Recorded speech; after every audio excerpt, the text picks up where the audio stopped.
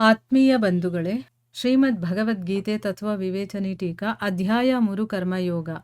ಇದರಿಂದ ನಾವು 39ನೇ ಶ್ಲೋಕವನ್ನ ತಿಳ್ಕೊಳ್ತಾ ಇದ್ವಿ. ಓದ ಭಾಗದಲ್ಲಿ ನಾವು ಅನಲೇನ ಮತ್ತೆ ದುಷ್ಪುರೇಣ ಅನ್ನುವಂಥ ಶಬ್ದಗಳನ್ನ ಇಲ್ಲಿ ಯಾಕೆ ಉಪಯೋಗ ಮಾಡಿದ್ದಾರೆ, ಅದರ ಅರ್ಥ ಏನು ಅನ್ನೋದನ್ನ ನೀಟಾಗಿ ತಿಳ್ಕೊಂಡ್ವಿ. ಅಂದ್ರೆ ಬೆಂಕಿಗೆ ಹೋಲಿಸಿ ಹೇಳ್ತಾ ಇದ್ದಾರೆ ಇಲ್ಲಿ. ಅಂದ್ರೆ ಯಾವುದು ಸಾಕು ಇನ್ನು ಬೇಡ ಅಂತ ಒಂದು ತೃಪ್ತಿಯ ವಾಚಕವಾಗಿ ಇಲ್ಲಿ ತೃಪ್ತಿಯ ಆಗುತ್ತಲ್ಲ, ಆ ಭಾವನೆಯ ವಾಚಕವಾಗಿ ಅಲಂ ಅನ್ನುವಂತಹ ಪದವನ್ನ ಯೂಸ್ ಮಾಡಿದ್ದಾರೆ. ಆಮೇಲೆ ಅನಲ ಅಂತಂದ್ರೆ ಏನು, ಯಾವುದರಲ್ಲಿ ಇದರ ಅಭಾವ ಇರುತ್ತೋ, ಅಂದ್ರೆ ಅದಕ್ಕೆ ತೃಪ್ತಿ ಅನ್ನೋದೇ ಇರೋದಿಲ್ಲ, ಅಂದ್ರೆ ಪೂರ್ಣತೆ ಅನ್ನೋದೇ ಇರೋದಿಲ್ಲ, ಅದರ ತೃಪ್ತಿ ಪೂರ್ಣವೇ ಆಗೋದಿಲ್ಲ ಅಂಥದನ್ನ ಅನಲ ಅಂತ ಹೇಳ್ತಾರೆ. ಎರಡೂ ಗುಣಗಳು ಕೂಡ ಕಾಮದಲ್ಲಿದೆ. ಯಾಕಂದ್ರೆ ಒಬ್ಬ ಮನುಷ್ಯನಿಗೆ ಯಾವಾಗ ಕಾಮ ಬಂದ್ಬಿಡುತ್ತೋ, ಆ ಕಾಮ ಹೇಗಿರುತ್ತೆ ಅಂತಂದ್ರೆ ಅಗ್ನಿಯ ಹಾಗೆ ಅನಲ ಕೂಡ ಆಗಿರತ್ತೆ, ದುಷ್ಪುರ ಕೂಡ ಆಗಿರತ್ತೆ ಅನ್ನೋದನ್ನೆಲ್ಲ ತಿಳ್ಕೊಂಡ್ವಿ. ಎಕ್ಸಾಂಪಲ್ಗೆ ರಾಜ ಯಯಾತಿಯ ಉದಾಹರಣೆಯನ್ನ ಕೊಟ್ಟು ತಿಳಿಸಿದ್ರಲ್ವಾ. ಈಗ ಮುಂದಿನ ಪ್ರಶ್ನೆ ಏನು ಅಂತಂದ್ರೆ, ಇಲ್ಲಿ ಜ್ಞಾನಿನಃ ಅನ್ನುವಂತಹ ಪದ ಇದೆಯಲ್ಲ, ಅದು ಯಾವ ಜ್ಞಾನಿಗಳ ಬಗ್ಗೆ ಹೇಳ್ತಾ ಇರೋದು? ಈಗ ಪುಸ್ತಕಗಳನ್ನು ಓದಿ ನಾವು ಇವಾಗ ಈ ಒಂದು ಜಗತ್ತಲ್ಲಿರುವಂತಹ ಬೇಕಾದಷ್ಟು ಪುಸ್ತಕಗಳನ್ನು ಓದಿ ಜ್ಞಾನಿಗಳಾಗಿರ್ತಾರಲ್ವಾ, ಅದ್ರ ಬಗ್ಗೆ ಹೇಳ್ತಾ ಇದ್ದಾರಾ, ಅಥವಾ ಇನ್ಯಾರ ಬಗ್ಗೆ ಇಲ್ಲಿ ಹೇಳ್ತಾ ಇರೋದು ಅಂತ ಪ್ರಶ್ನೆ ಮಾಡ್ತಾ ಇದ್ದಾರೆ. ಮತ್ತೆ ಕಾಮವನ್ನ ಅವರ ನಿತ್ಯ ವೈರಿ ಅಂತ ಹೇಳಿದಾರಲ್ಲ, ಅದಕ್ಕೇನು ಅರ್ಥ? ಜ್ಞಾನಿಗಳಿಗೆ ನಿತ್ಯ ವೈರಿ ಅದು ಅಂತ ಹೇಳಿದ್ದಾರೆ. ಜ್ಞಾನಿಗಳು ಅಂತಂದ್ರೆ ಯಾವ ಜ್ಞಾನಿಗಳು, ಯಾರ ಬಗ್ಗೆ ನಾವು ತಿಳ್ಕೋಬೇಕು? ಮತ್ತೆ ಕಾಮವನ್ನ ಅವರ ನಿತ್ಯ ವೈರಿ ಅಂತ ಹೇಳಿದಾರಲ್ಲ, ಅದಕ್ಕೆ ಅರ್ಥ ಏನು, ಅಥವಾ ಅದನ್ನ ಹೇಗೆ ಅರ್ಥ ಮಾಡ್ಕೋಬೇಕು ಅನ್ನೋದು ಪ್ರಶ್ನೆ. ಉತ್ತರ ಏನಪ್ಪಾ ಅಂತಂದ್ರೆ, ಇಲ್ಲಿ ಜ್ಞಾನಿನಃ ಅನ್ನುವಂಥ ಪದ ಯಥಾರ್ಥ ಜ್ಞಾನದ ಪ್ರಾಪ್ತಿಗೋಸ್ಕರ. ಯಥಾರ್ಥ ಜ್ಞಾನ ಅಂತಂದ್ರೆ ಏನು? ಯಾವುದು ಹೇಗಿದೆಯೋ ಹಾಗೆ ಅದನ್ನ ತಿಳ್ಕೊಳ್ಳೋ ಅಂಥದ್ದು. ಈಗ ನಾವು ನೋಡ್ತಾ ಇರುವಂಥ ಪ್ರಪಂಚ ಏನಿದೆಯೋ ಇದು ಅಶಾಶ್ವತವಾಗಿರುವಂಥದ್ದು. ಆದರೆ ನಾವು ನೋಡ್ತಾ ಇರೋದು ಹೇಗೆ, ಇದು ಶಾಶ್ವತವಾಗಿರುತ್ತೆ ಅನ್ನೋ ರೀತಿ ನಾವು ಇದಕ್ಕೆ ಅಟ್ಯಾಚ್ ಆಗಿರ್ತೀವಿ, ಇದನ್ನು ನೋಡ್ತಾ ಇರ್ತೀವಿ, ಇದ್ರ ಬಗ್ಗೆ ನಾವು ತಿಳ್ಕೊಳ್ತೀವಿ, ಇದನ್ನು ಅಷ್ಟು ಪ್ರೀತಿಸ್ತೀವಿ ಅಲ್ವಾ. ಆದರೆ ಯಾವ ವಸ್ತು, ಯಾವ ವ್ಯಕ್ತಿ, ಯಾವುದೇ ಘಟನೆ, ಯಾವುದೇ ಒಂದು ವಿಚಾರ ಆಗಿರಬಹುದು, ಅದು ಹೇಗಿದೆಯೋ ಹಾಗೆ ತಿಳ್ಕೊಳ್ಳೋ ಅಂಥದ್ದು. ಅಂಥ ಯಥಾರ್ಥ ಜ್ಞಾನದ ಪ್ರಾಪ್ತಿಗೋಸ್ಕರ ಯಾರು ಸಾಧನೆ ಮಾಡ್ತಾ ಇರ್ತಾರೋ ಅಂಥ ವಿವೇಕಶೀಲ ಸಾಧಕರ ಬಗ್ಗೆ ಇಲ್ಲಿ ಹೇಳ್ತಾ ಇರೋದು. ಜ್ಞಾನಿನಃ ಅಂತಂದ್ರೆ ಏನು? ಯಾರು ಯಥಾರ್ಥ ಜ್ಞಾನದ ಪ್ರಾಪ್ತಿಗೋಸ್ಕರ ಸಾಧನೆ ಮಾಡ್ತಾ ಇರ್ತಾರೋ ಅಂಥವರ ಬಗ್ಗೆ ಇಲ್ಲಿ ಜ್ಞಾನಿನಃ ಅಂತ ಹೇಳ್ತಾ ಇರೋದು. ಈ ಕಾಮರೂಪಿ ಶತ್ರು ಅನ್ನೋದಿದೆಯಲ್ಲ, ಇದು ಅಂತ ಸಾಧಕರ ಅಂತಃಕರಣದಲ್ಲಿ ವಿವೇಕ ಮತ್ತೆ ವೈರಾಗ್ಯ ಮತ್ತೆ ನಿಷ್ಕಾಮ ಭಾವವನ್ನ ಸ್ಥಿರವಾಗಿರೋದಕ್ಕೆ ಬಿಡೋದಿಲ್ಲ. ಕಾಮ ಅನ್ನೋದು ಎಷ್ಟು ಡೇಂಜರ್ ಅಂತಂದ್ರೆ, ಈಗ ಯಾರೋ ಒಬ್ಬ ಸಾಧನೆ ಮಾಡ್ತಿರ್ತಾನೆ ಅಂತ ಇಟ್ಕೊಳ್ಳಿ, ಅವನಲ್ಲಿ ವೈರಾಗ್ಯ ಇರುತ್ತೆ, ಆದ್ರೆ ಅದೇನು ಮಾಡುತ್ತೆ ಕಾಮ ಅನ್ನೋದು, ಆ ವೈರಾಗ್ಯದಿಂದ ನಾವು ಹೊರಗಡೆ ಬರೋ ಥರ ಮಾಡಿಬಿಡುತ್ತೆ, ಅಥವಾ ನಮ್ಮಲ್ಲಿ ವಿವೇಕನೇ ಜಾಗೃತವಾಗೋದಕ್ಕೆ ಬಿಡೋದಿಲ್ಲ, ಮತ್ತೆ ನಾವು ನಿಷ್ಕಾಮ ಭಾವದಿಂದ ಇರೋದಕ್ಕೂ ಬಿಡೋದಿಲ್ಲ. ಅಂದ್ರೆ ಈ ವಿವೇಕ, ವೈರಾಗ್ಯ ಮತ್ತೆ ನಿಷ್ಕಾಮ ಭಾವ ಇದೆಯಲ್ಲ, ಇದು ಸ್ಥಿರವಾಗಿರಬೇಕು, ಆದರೆ ಸ್ಥಿರವಾಗಿರೋದಕ್ಕೆ ಅದು ಬಿಡೋದಿಲ್ಲ. ಅವರ ಸಾಧನೆ ಮಾಡೋದ್ರಲ್ಲಿ ಅದು ತೊಂದರೆಯನ್ನ ಉಂಟು ಮಾಡ್ತಾನೇ ಇರುತ್ತೆ.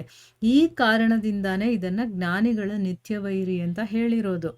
ಜ್ಞಾನಿಗಳು ತಮ್ಮ ಸಾಧನೆ ಮಾಡಬೇಕು ಅಂತಂದ್ರೆ ಕಾಮದಿಂದ ದೂರ ಇದ್ದಾಗ ಮಾತ್ರ ಸಾಧನೆ ಸಾಧ್ಯ. ಕಾಮ ಮತ್ತೆ ಜ್ಞಾನ ಎರಡೂ ಕೂಡ ಒಟ್ಟೊಟ್ಟಿಗೆ ಆಗೋದೇ ಇಲ್ಲ. ಯಾಕೆ ಅಂತಂದ್ರೆ ಈ ಕಾಮ ಅನ್ನೋದನ್ನ ಶತ್ರು ಅಂತ ಹೇಳ್ಬಿಟ್ಟಿದ್ದಾರೆ. ಯಾರು ಜ್ಞಾನಿಗಳಾಗಿರ್ತಾರೋ ಅದಕ್ಕಿದು ಶತ್ರು. ಯಾಕೆ ಅಂತಂದ್ರೆ ಅದು ಬಂತು ಅಂತಂದ್ರೆ ಇವರು ಮಾಡುವಂತ ಸಾಧನೆಗೆ ಬೇಕಾದಷ್ಟು ತೊಂದರೆಗಳನ್ನ ತಂದು ಹಾಕ್ಬಿಡುತ್ತದು. ಯಾಕೆ ಅಂತಂದ್ರೆ ಈಗ ಸಾಧನೆಯಲ್ಲಿ ತುಂಬಾ ಇಂಪಾರ್ಟೆಂಟ್ ಅಂತಂದ್ರೆ ನಮ್ಮ ಮನಸ್ಸನ್ನ ಸ್ಥಿರಗೊಳಿಸೋದು. ಅಂದ್ರೆ ಅದನ್ನ ತುಂಬಾ ಸ್ಟ್ರಾಂಗ್ ಆಗಿ ನಾವು ಒಂದೇ ಕಡೆ ಫೋಕಸ್ಡ್ ಆಗಿರ್ಬೇಕಾಗತ್ತೆ. ನಾವೇನಾದ್ರೂ ಒಂದು ಸಾಧನೆ ಮಾಡ್ಬೇಕಾದ್ರೆ ಬೇಕಾದಷ್ಟು ಅಡೆತಡೆಗಳು ಬರೋದು ಉಂಟು, ಇಲ್ಲ ಅಂತಲ್ಲ, ಆದರೆ ಅದನ್ನೆಲ್ಲ ಗೆದ್ಕೊಂಡು ಹೋಗ್ಬೇಕು ಅಂತಂದ್ರೆ ಈ ಕಾಮದಿಂದ ಅವನು ದೂರ ಇರಬೇಕಾಗತ್ತೆ. ಅದಕ್ಕೋಸ್ಕರನೇ ಇಲ್ಲಿ ಆ ಜ್ಞಾನಿಗಳ ನಿತ್ಯ ವೈರಿ ಯಾರು ಅಂತಂದ್ರೆ ಕಾಮ ಅಂತ ಹೇಳಿದ್ದಾರೆ. ವಾಸ್ತವವಾಗಿ ಈ ಕಾಮ ಎಲ್ಲರನ್ನೂ ಕೂಡ ಅಧೋಗತಿಗೆ ಕೊಂಡೊಯ್ಯೋದಕ್ಕೆ ಕಾರಣ. ಅದಕ್ಕೋಸ್ಕರನೇ ಇದು ಬರೀ ಸಾಧನೆ ಮಾಡುವಂತಹ ಜ್ಞಾನಿಗಳಿಗಲ್ಲ, ಇದು ಎಲ್ಲರನ್ನೂ ಕೂಡ ಅಧೋಗತಿ ಕರ್ಕೊಂಡು ಹೋಗುವ ಕಾರಣದಿಂದ ಇದೆಲ್ಲರಿಗೂ ಕೂಡ ವೈರಿನೇ ಆಗಿದೆ. ಅದಕ್ಕೋಸ್ಕರನೇ ಅವಿವೇಕಿ ಮನುಷ್ಯರು ವಿಷಯಗಳನ್ನು ಭೋಗಿಸುವಂಥ ಸಮಯದಲ್ಲಿ ಭೋಗಗಳಲ್ಲಿ ಸುಖ ಬುದ್ಧಿ ಇರುವಂಥ ಕಾರಣ ಭ್ರಮೆಯಿಂದ ಇದನ್ನ ಮಿತ್ರ ಅಂತ ತಿಳ್ಕೊಳ್ತಾರೆ. ಈಗ ಜ್ಞಾನಿಗೆ ಗೊತ್ತಿರುತ್ತೆ ಕಾಮ ಅನ್ನೋದು ನನಗೆ ವೈರಿ ಅಂತನ್ಬಿಟ್ಟು. ಆದರೆ ಯಾರಿಗೆ ವಿವೇಕ ಇರೋದಿಲ್ವ, ಈಗ ಜ್ಞಾನ ಇದ್ದರೆ ತಾನೇ ವಿವೇಕ ಬರೋದಕ್ಕೆ ಸಾಧ್ಯ. ಅವರು ಜ್ಞಾನವನ್ನೇ ತಿಳ್ಕೊಳ್ಳಲ್ಲ ಅಂತಂದ್ಮೇಲೆ ಅವರಲ್ಲಿ ವಿವೇಕ ಅನ್ನೋದು ಇರೋದಿಲ್ಲ. ಅಂತ ಅವಿವೇಕಿ ಮನುಷ್ಯರು ವಿಷಯಗಳನ್ನು ಭೋಗಿಸುವಂತಹ ಸಮಯದಲ್ಲಿ, ಈಗ ನನಗೆ ಯಾವುದೋ ಒಂದು ವಿಷಯದಲ್ಲಿ ಆಸಕ್ತಿ ಜಾಸ್ತಿ ಇರುತ್ತೆ, ಅದನ್ನು ಭೋಗಿಸ್ಬೇಕು ಅನ್ನುವಂಥ ಒಂದು ಆಸಕ್ತಿ ಇರುತ್ತೆ, ಅದನ್ನು ಭೋಗಿಸ್ತಾ ಇರುವಂಥ ಸಮಯದಲ್ಲಿ ಬೇರೆಯವರು, ನಮಗೆ ಯಾರೋ ಒಬ್ಬರು ವಿವೇಕ ಇರುವಂಥವ್ರು ಅಡ್ವೈಸ್ ಮಾಡ್ತಾರೆ, ನಮಗೆ ಒಂದು ಒಳ್ಳೆ ತಿಳುವಳಿಕೆಯನ್ನು ಕೊಡ್ತಾರೆ, ಇದನ್ನು ಮಾಡಬೇಡಪ್ಪ, ಇದರಿಂದ ನೀನು ಹಾಳಾಗ್ಬಿಡ್ತೀಯ ಅಂತ ಹೇಳ್ಕೊಡ್ತಾರೆ. ಆದರೆ ಆ ಭೋಗಿಸ್ತಾ ಇರುವಂಥ ಸಮಯದಲ್ಲಿ ಆ ಭೋಗದಲ್ಲಿ ನನಗೆ ಸುಖ ಬುದ್ಧಿ ಇರುತ್ತೆ, ಅದರಿಂದ ನನಗೆ ತುಂಬ ಸುಖ ಸಿಗುತ್ತೆ ಅಂತ ಗೊತ್ತಿರುತ್ತೆ. ಸೊ ಅಂಥದ್ದನ್ನು ಯಾರು ಬಿಡ್ತಾರೆ? ಈಗ ಕುಡಿಯೋ ಚಟ ಇರುತ್ತಲ್ವಾ, ಆ ಕುಡಿಯೋವನಿಗೆ ಆ ಕುಡಿತದಲ್ಲಿ ಏನೋ ಒಂದು ಸುಖ ಸಿಗತ್ತೆ, ಅದನ್ನ ಬಿಡೋದಕ್ಕೆ ಅವನಿಗೆ ಇಷ್ಟ ಇರೋದಿಲ್ಲ. ಅದಕ್ಕೆ ಬೇರೆಯವರು ಏನಾದರೂ ಬುದ್ಧಿ ಮಾತನ್ನು ಹೇಳಿದಾಗ ಅದನ್ನು ತಗೊಳ್ಳೋದಕ್ಕೆ ಅವನು ರೆಡಿಯಾಗಿರೋದಿಲ್ಲ. ಯಾಕೆ? ಆ ಭೋಗಿಸುವ ಸಮಯದಲ್ಲಿ ಅವನಿಗೆ ಸಿಗ್ತಾ ಇರುವಂಥ ಆ ಸುಖವನ್ನು ಅವನು ಇಷ್ಟಪಡ್ತಾನೆ.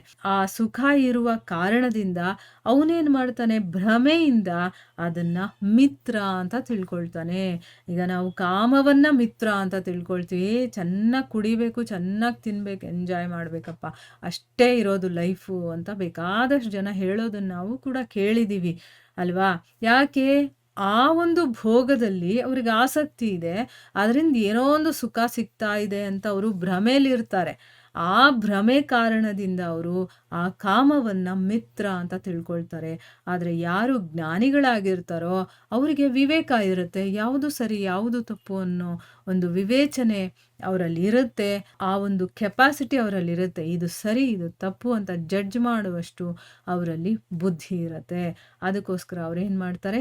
ಇದು ನನ್ನ ಶತ್ರು ಅಂತ ಅವರು ಸರಿಯಾಗಿ ತಿಳ್ಕೊಂಡಿರ್ತಾರೆ. ಅಂದರೆ ತತ್ವವನ್ನ ತಿಳ್ಕೊಂಡಿರುವಂತಹ ವಿವೇಕಿಗಳಿಗೆ ಇದು ನಿಜವಾಗ್ಲೂ ಪ್ರತ್ಯಕ್ಷವಾಗಿ ಹಾನಿಕರಕವಾಗಿ ಕಾಣಿಸುತ್ತೆ. ಅವ್ರಿಗೆ ಕಾಣಿಸ್ತಾ ಇರುತ್ತೆ ಕಣ್ಣು ಮುಂದೆ, ಏನು ಅಯ್ಯೋ ಇದು ಇಷ್ಟೆಲ್ಲ ತೊಂದರೆ ಕೊಡುತ್ತಪ್ಪ ಈ ಕಾಮ ಅನ್ನೋದು. ಆದರೆ ಯಾರು ಭ್ರಮೆಗೆ ಒಳಗಾಗ್ಬಿಟ್ಟಿರ್ತಾನೋ ಅವನ ಒಳಗಣ್ಣು ಕಾಣಿಸೋದೇ ಇಲ್ಲ. ಅವನು ಯಾವುದನ್ನು ನೋಡುವಂಥ ಒಂದು ಸ್ಥಿತಿಯಲ್ಲಿ ಇರೋದಿಲ್ಲ. ಅವನು ಭ್ರಮೆಗೆ ಒಳಗಾಗ್ಬಿಟ್ಟಿರ್ತಾನಲ್ವಾ, ಅವನಿಗೆಲ್ಲ ಚೆನ್ನಾಗೇ ಇದೆ ಅನಿಸ್ತಾ ಇರುತ್ತೆ. ತುಂಬ ಚೆನ್ನಾಗಿದೆ, ತುಂಬ ಚೆನ್ನಾಗಿ ಎಂಜಾಯ್ ಮಾಡ್ತಾ ಇದ್ದೀನಿ ಅಂತ ಅವನು ಅಂದ್ಕೊಳ್ತಾನೆ. ಆದರೆ ಅದು ನಿಜವಾಗ್ಲೂ ನೋಡಬೇಕು ಅಂತಂದ್ರೆ ಅದು ಅವನ ಶತ್ರುವೇ ಆಗಿರುತ್ತೆ. ಅದಕ್ಕೋಸ್ಕರನೇ ಇದನ್ನ ಅವಿವೇಕಿಗಳ ನಿತ್ಯವೈರಿ ಅಂತ ತಿಳಿಸ್ದೆ ಜ್ಞಾನಿಗಳ ನಿತ್ಯವೈರಿ ಅಂತ ಹೇಳಿದ್ದಾರೆ. ಆಕ್ಚುಲ್ ಆಗಿ ನೋಡಬೇಕು ಅಂತಂದ್ರೆ ಎಲ್ಲರಿಗೂ ಕೂಡ ಕಾಮ ಅನ್ನೋದು ವೈರಿನೇ.